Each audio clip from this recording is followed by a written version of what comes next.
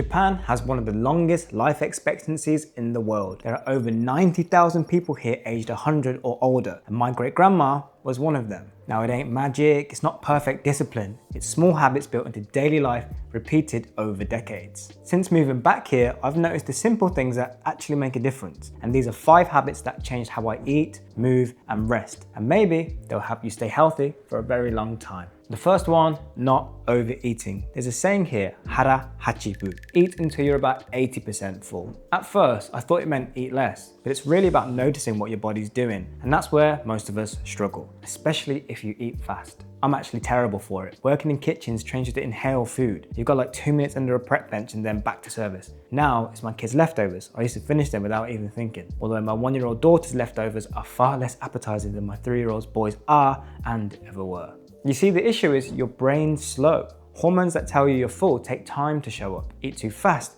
and you miss the signal completely. Hara hachibu is just giving your body time to catch up. Try pausing once during a meal, even 10 seconds. You'll finish lighter, not tired. By the way, if you're enjoying this, I share a weekly newsletter with insights, recipes, and other health-related stuff, links in the description. Now, another thing that shows up a lot here is fermented food. Miso, natto, pickles, soy sauce, fermented foods are everywhere in Japan.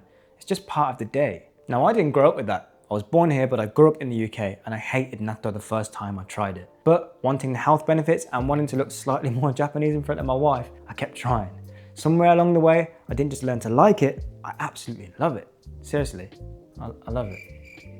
Now I eat some form of fermented food most days. Yogurt, kimchi, miso, kefir, natto. Not a lot, just small amounts and often. And that seems to be the important thing when it comes to fermented foods. A 2021 Stanford study found that daily fermented foods increased gut microbial diversity and lowered inflammation within 10 weeks. Now, most of those microbes don't stay forever, but the compounds they create support the ones you already have. It's like giving your gut a little nudge each day. After a few weeks, digestion just feels steadier. And to wash it down, there's a drink that almost everyone drinks here daily: green tea. Green tea is everywhere here. Trains, offices, homes, people drink it the way Westerners drink water. Now, part of it is the feeling. The caffeine and L-theanine together give you a calm kind of focus and energy. One of the reasons it was a drink of choice for monks during long meditations. It gives a much smoother experience than coffee. But it's also just a solid daily habit. Green tea is full of catechins, especially EGCG, a type of antioxidant linked with lower inflammation and better heart health. Nothing dramatic, just slow, consistent support from something you do every day. Personally, I still drink coffee in the morning, but when I want to clear a head, tea works better for me. And matcha is basically the same thing, just more concentrated because you're drinking the whole leaf. Even just swapping 1 cup, your coffee, for 1 green tea, it might help. But the biggest shift for me wasn't actually food or drink, it was movement. One thing you notice living here is how much movement slips into the day without anyone thinking about it. Not gym time, not getting steps in, it's just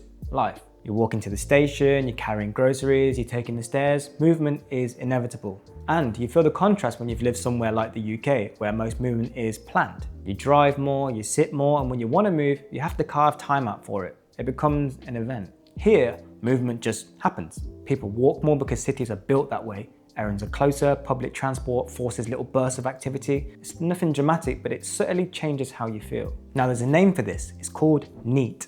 All the movement you do outside of formal exercise. Cooking, cleaning, walking between tasks, carrying things. It doesn't look like much, but over a week, then over a year, it does more than most people realize. Now, you don't need to move harder, just more often. If something's under 20 minutes, walk it. Evenings here often end with a bath, or furo.